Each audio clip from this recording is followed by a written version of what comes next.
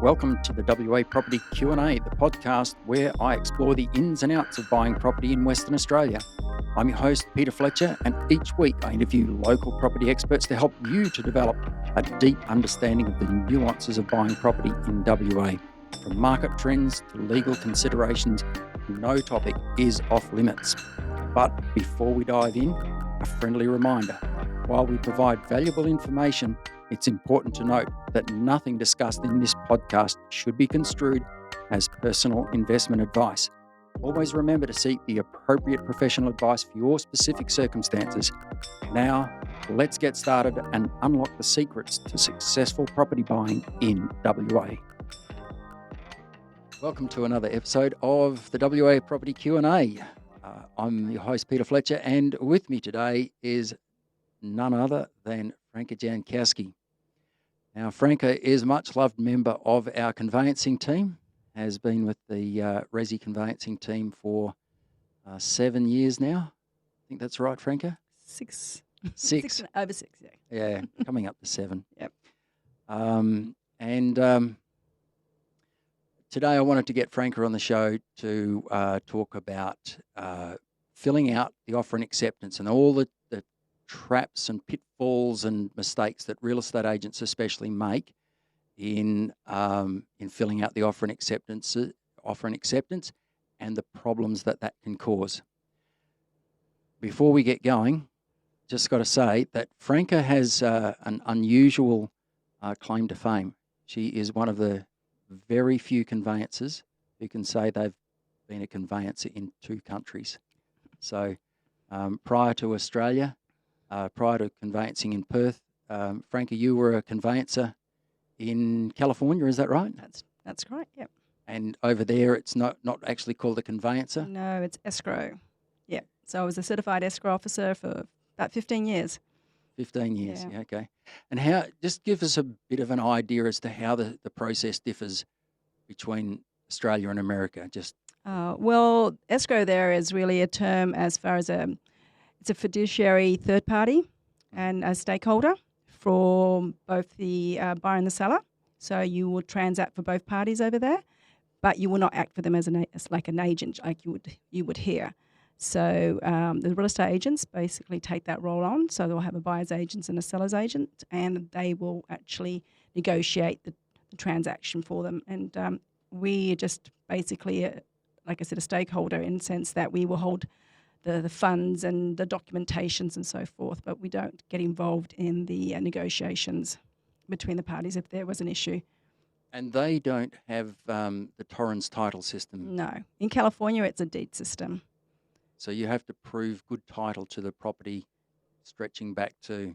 They do, but that's done via title insurance because over there is no land registry for such as land gators here. It's all been... They're all registered with the local counties in their jurisdictions. And, title insurance is what they have to have in order to be able to transfer title. That is such a can of worms. My God. Our system over here is so good. It is, yeah, it is.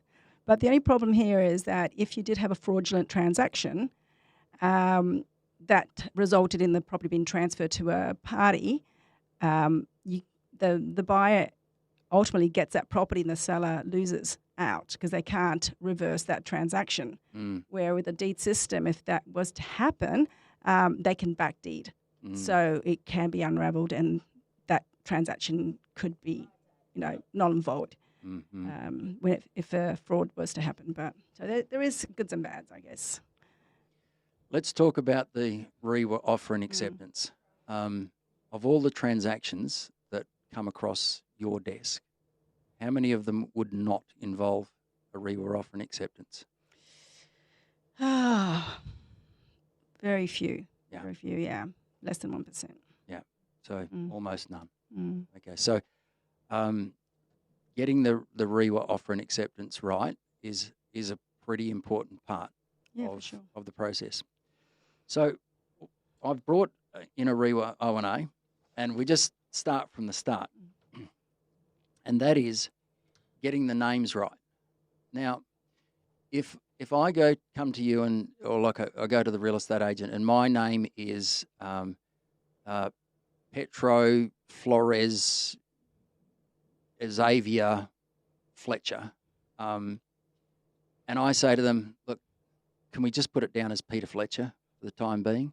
Is that okay to do that?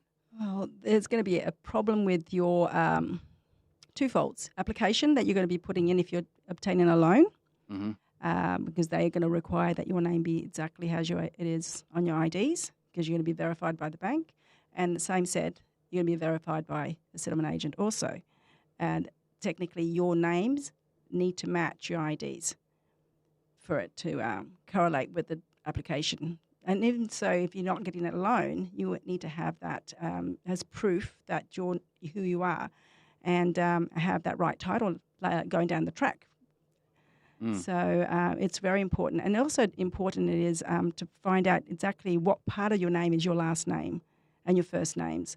Because we do get a lot of contracts that don't have underlining factors. And so we may have a client, and we are dealing with a lot of nationalities now, and they all have different names, and the way they hold names is very, very different to Western to Eastern names. And that's really important to know what part of that name is a surname, or if they may not have a surname, they might go with the first name, and vice versa. It would just be a first name and no surnames. And we really need to know. Why is that? Why do we need to know? Well, we need to make sure that the title is then accurately recorded with their names as it should be appear as per their IDs. Is there a problem with the Office of State Revenue stamping the contract if the name's wrong?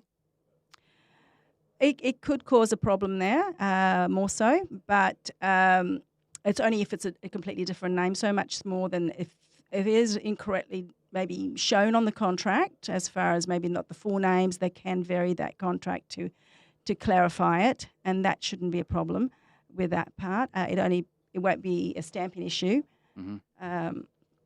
But more so, I think from the financial point of view, the contract needs to match the application. And what we find is if it doesn't get addressed at point of when the loan documents get verified by the bank, they could stop that transaction because they are seeing that the name of the parties from their IDs don't match what's on the contract, and will call for that amendment to that contract at that stage. So you kind of want to pick that up as soon as possible in the early stages so that you don't get stuck at the end, and that could hold up your settlement. So if you were saying to a real estate agent, what's the best way to handle this, what would you be saying to them? Check their IDs when they, at the moment I'm seeing that there are a lot of agents are putting in forms to the potential buyers for them to put their offer in. So they will send them a questionnaire essentially, and it would say name and address and so forth in terms. But some of them are quite not clear. They'll just say your name, but not say your name as per your identifications. So you could get, my name's Francesca, legally, I go by Franca.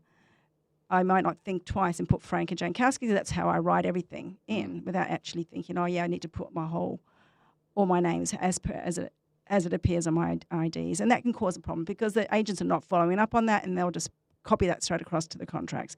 And we've got buyers that are just signing contracts that don't even think and look at their names, and they may have a middle name missing out of that, or they have an extra name that doesn't appear on any of the records, but it could be, a sponsor name or a confirmation name that they maybe use, from day to day, but it's not an official name either. So that's really important that those get done correctly from the start. And we had one recently where the name was a forward slash. Is that right? Yeah. It was a D /O. D/O, which stood for daughter of. Correct. And that's a relevant. That was on their IDs. Yeah. On their IDs. And that's what it should be on the contract. Correct? Yeah. That's correct. Yeah. Because the contract is the source document that flows from the contract all the way through to what goes on the land registry. Exactly. Yeah. What about if somebody's changed their name? Yeah, we get that with sellers. So sellers could have had property in a maiden name or another name, and they've changed names since. So the contract technically should be written up in their current name as per their ID. Again, the real estate agent should be asking for those ID checks and then noting the contract correctly as the names appear now.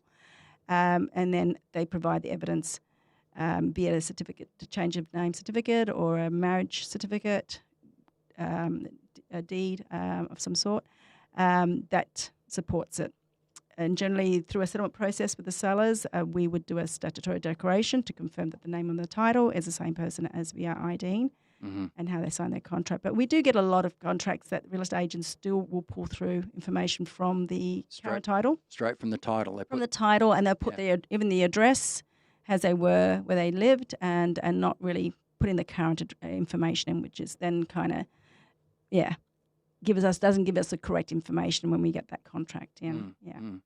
Yeah, because there's a lot of stuff that flows through from when we see a name on the contract that differs to what's on the title. Instantly we know that there's been a name change, or there's likely been a name change, and therefore there's a whole bunch of other work that needs to be done before settlement goes through. Is that correct? That's correct. And one further to this is also you might have a deceased seller on the title, or an enduring power of attorney is being used, but that information's not been forwarded onto the contract. So that sometimes can also need clarifications as far as who is this person signing on behalf of, and why is there only one signature and not two, because there's no notation anywhere to say, or information given to us that there is a possibly deceased party. So it's really important that the real estate agent finds out who they're talking to and what their actual name is. And if somebody else is signing on behalf of that party, what's their capacity? Are you like an executor? Are you if you're a EPA, like enduring power of attorney, what is your role if it's not the person that's on the title itself? Yep. Okay. Going back to the buyer's name on the title, so somebody rolls up to a real estate agent and says, I want to make an offer, but we're not sure what name to put the offer in. What's your advice to them? Well, if it's a trust situation or even an individual name, it's probably best that they seek some financial advice, either from an accountant or their financial planner, to find out what suits them and for what purposes they're purchasing this property for. If it's an investment property, if it's a residential, which they would probably need to make sure that they're buying in the right entities from the get-go, so that there's no changes later on. Yep. So let's say somebody, they decided, well, we want to put it in one name, but later on they go, the accountant has said we need to put it in another name. Can that be done easily?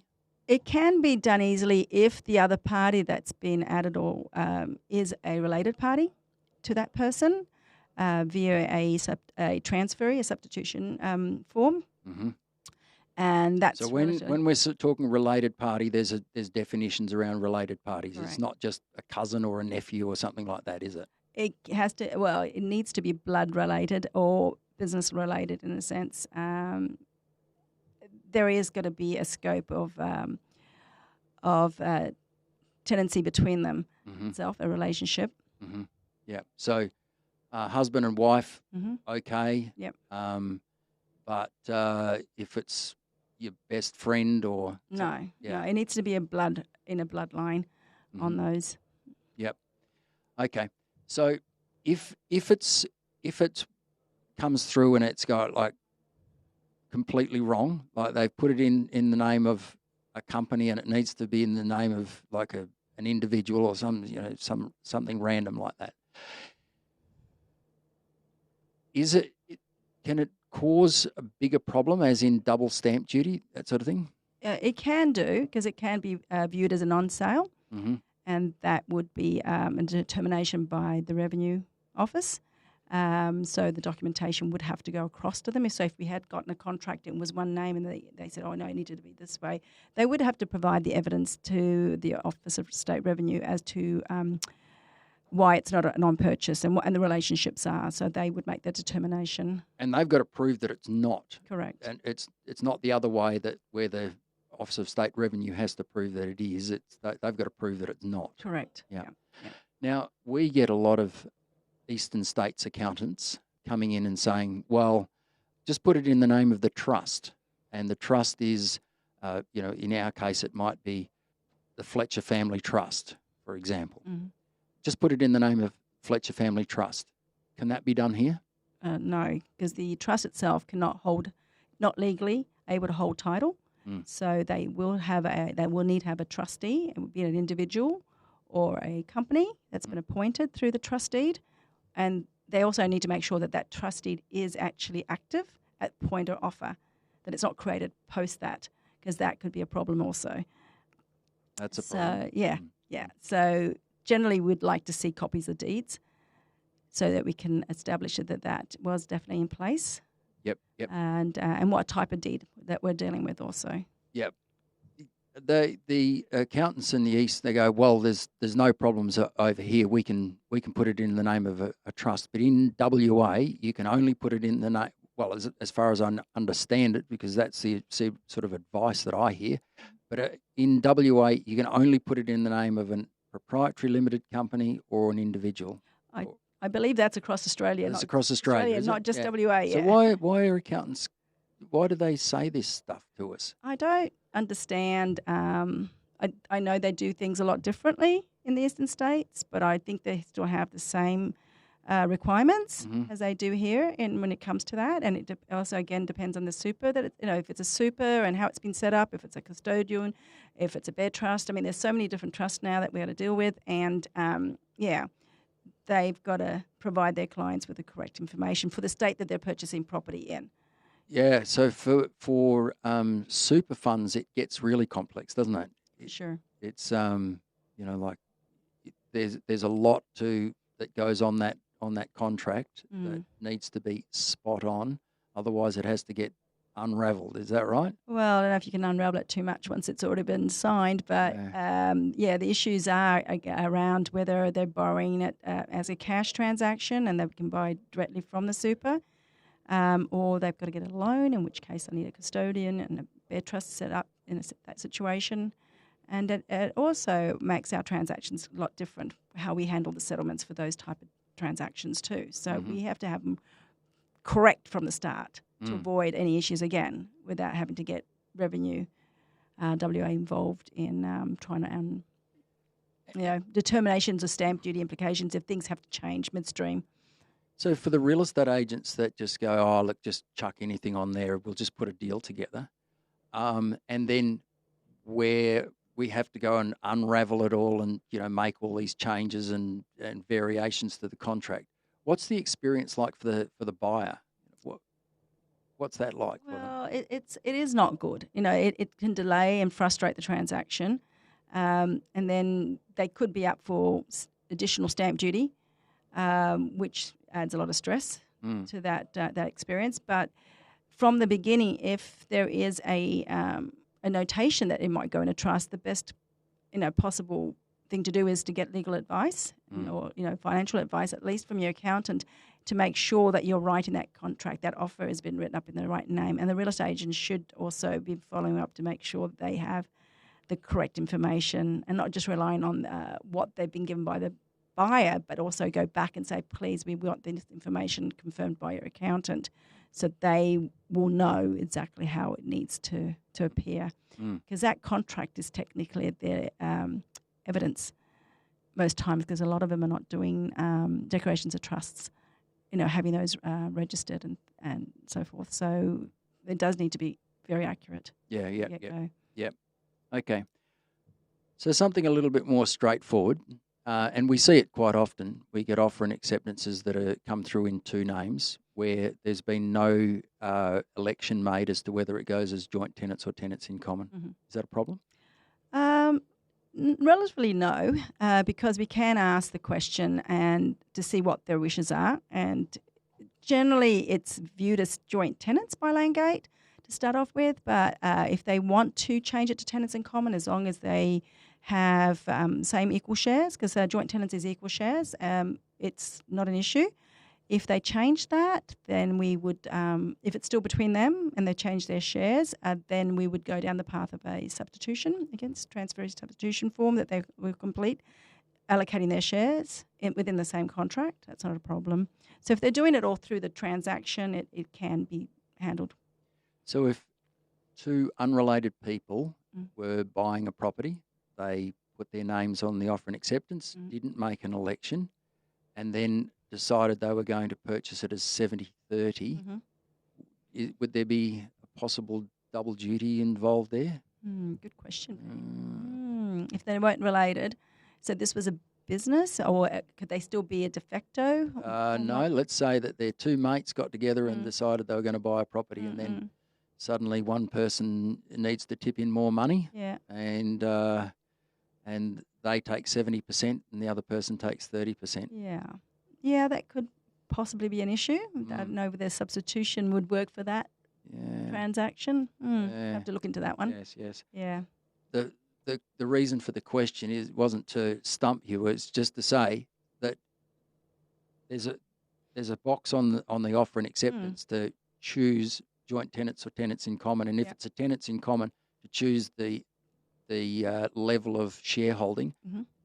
It's there for a reason. Correct. Yeah, especially on the new ONAs now, which they didn't have that on the previous one. So this is definitely specific for that. Yeah. Yep. Okay. Let's roll down to the title description. So lot, plan, volume, folio. And we were just talking about a transaction that has come across your desk just before, one where the title hasn't yet issued. So in instances where the titles haven't issued, what should go in the title description area? The proposed lot number for the plan, that is the proposed plan, whether it's been already lodged with Landgate or not. And then typically you'd see the volume and folio left blank. Yeah, and then the notations about issuer titles. Because sometimes we see the offer and acceptance on those sorts of transactions come through with the original title on there, don't we? And that's kind of like, no, that's not what we're transferring. That's correct, yeah. It can cause problems if the client or the buyer is getting a loan, because their lender, and we just had this happen just recently, issued loan documents and mortgage documents based on the information that was on the contract. So they're buying the parent title in this case, because it's that was the details that were on the contract. So they've had to do a variation to take those details off. But yeah, I mean, you could see that it was a proposed lot number, and they inadvertently had put those details in. But just don't think, if they had maybe noted it as parent lot, the volume of folio as parent on there, probably okay, because at least there was at least it would have alerted everybody. Yeah. But when you don't do that, then it does obscure it somewhat. Yeah, but I think from the lender's side, it was more problematic from that end. Yeah. So these are things that just are basic little things that, if they're done right, the transaction becomes nice and simple and straightforward. And if they're done wrong, it just adds to the already, like, the stress of the transaction. Fair to say? For sure, yeah. More paperwork has to be done and signatures together. Yeah. So we see some funky things on the offer and acceptance in the lender, in the finance clause is applicable box. My belief is less is more. So rather than putting all sorts of funky things in there, things like lender as per whatever the buyer wants, or there's weird things written in there, right? Just put the bare minimum in there. Would you agree with that? Yeah, and what's your bare minimum, Pete? My bare minimum is I would usually write in there latest time within 21 days of acceptance or 28 days of acceptance, whichever. That's all I'd put in there. Yep. Or I'd even go the other way and just get them to initial. That's it. Because then all the definitions which are on page 2 of the offer and acceptance come into play. That's correct. And it's nice and simple. Like, you're not having to fight over, well, what do you mean here? Yeah, that's right. I mean, that if you do leave it blank, that's what it would just default to those conditions on the back of that O&A. So, yeah, correct. Okay. So, special conditions. Let's talk special conditions. What are the funky special conditions that you've seen? Oh, your standard ones on residentials are going to be your major structural building inspections and your timber pest inspections, seller warranties, and maybe your state government regulations. Those are fairly stock standard on residential properties. Then if you're going into ones that you're buying to develop, you might have a due diligence condition in there. So with those special conditions, let's talk about the timber pest inspection and the structural inspection. What would your advice be to real estate agents? Or would your advice be to write your own condition or to use like a standard clause? If you're dealing with if it's a REIWA contract that you're dealing with and you're going through a real estate office, they have professional annexures that have been written in to cover pretty much all aspects. But if you want something extra, because obviously they're more designed for the sellers, and you feel like you need some additional protection, you want anything additional to it, the standards, then you could request some further information be added to them. So it just really depends on the situation, the property that you're buying, if it's something a little bit unusual, not the norm. Yeah, so it's quite subjective in that respect. Those annexures, they've got a box in them where you can, if you don't put anything in there, the report just relates to the house. Correct. Just to the house. Main residence. Yeah. And you might have retaining walls that are definitely structural. If you don't put retaining walls in there, it's not included. That's right. If you've got any sort of attachment to the home, like any sort of lean-tos, like carports, a lean-to carport, a lean-to patio, pergola, those sorts of things, if they're not included, they're not included in the report. So our recommendation is whatever's there, put it in that box. That's correct. Yeah. Yeah. And very often we see those boxes come through as blank. Oh, majority. Yeah. Yeah. And then somebody, the inspector goes out and says, "Oh, well, the retaining wall is just about to fall over." It's kind of to the buyer, bad luck. Yeah. Well, unfortunately, I mean, the real estate agents are there for the seller's behalf. They represent the seller, so their contracts are more reliant on beneficial means to them more so than the buyer. Yep. Yeah. And if you don't have a buyer that's a first-time buyer too, that doesn't really understand all the implications and what should be covered and not covered, they're just going to rely on the real estate to put in the information. Yeah, and we see it, and maybe we can talk about this at another time. We see a lot of buyers who think that they're covered for stuff that's not covered in when it comes to structural inspections, yeah? Oh, yeah, well, that's because the reports include a lot of maintenance items in there, and they don't understand that these items are not part of that annexure. Yeah. It's only major, and it's also, they might have minor defects which are not covered. So it's a bit of a education for them. It's really important that people read those annexures properly. Yeah, it's a contract and you need to read it. Yeah. I get that most people don't read the general conditions. We've got a pretty, we're our nose is in those general conditions pretty much every day of the week. But for most buyers, I understand that they wouldn't read them. But for the contract itself, I think it's important that the buyers have a good hard read of it. For sure. Yep. Okay. In terms of seller warranty, let's talk about that for a second.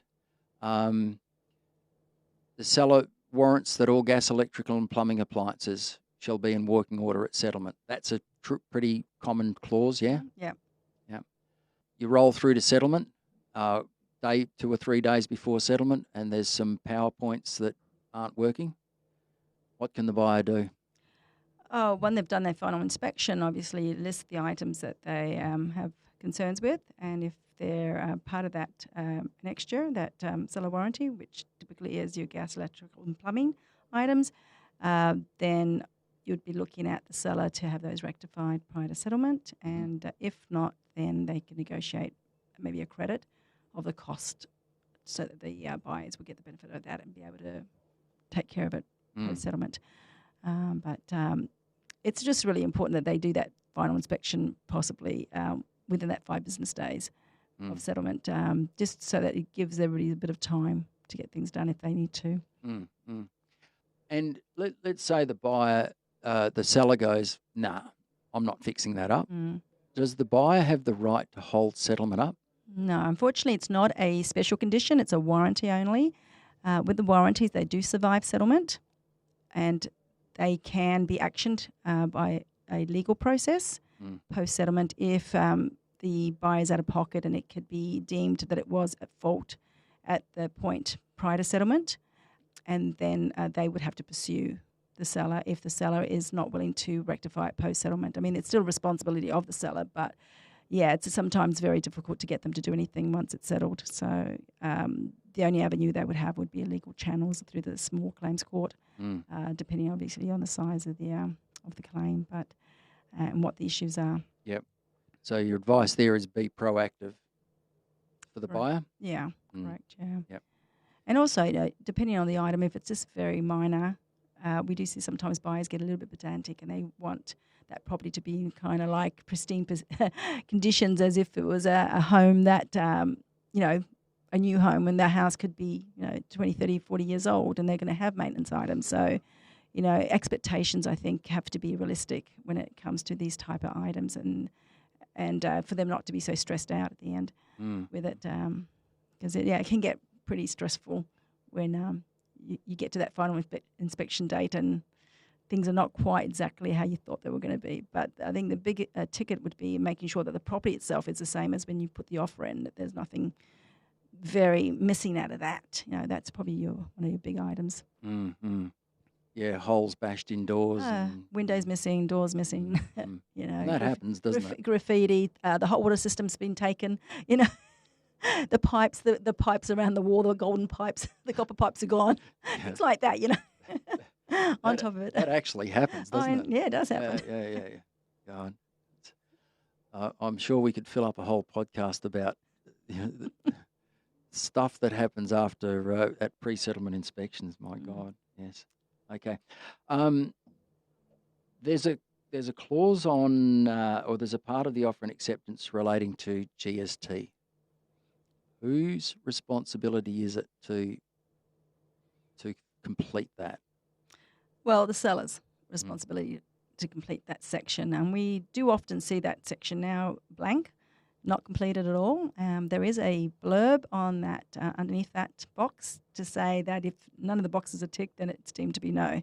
But yeah, sometimes it's a little bit tricky for us if we're dealing with vacant land or new builds and don't know whether the seller, depending on who we're acting for, of course, if that seller actually is required to pay or not.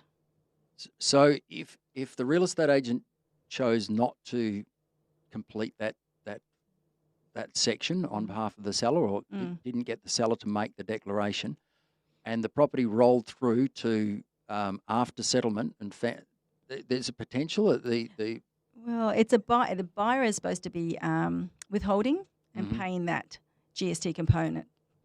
The problem lies that they weren't given that information, the supplier details or anything like that, to be able to make that payment. So at the end of the day, the seller's still responsible for it.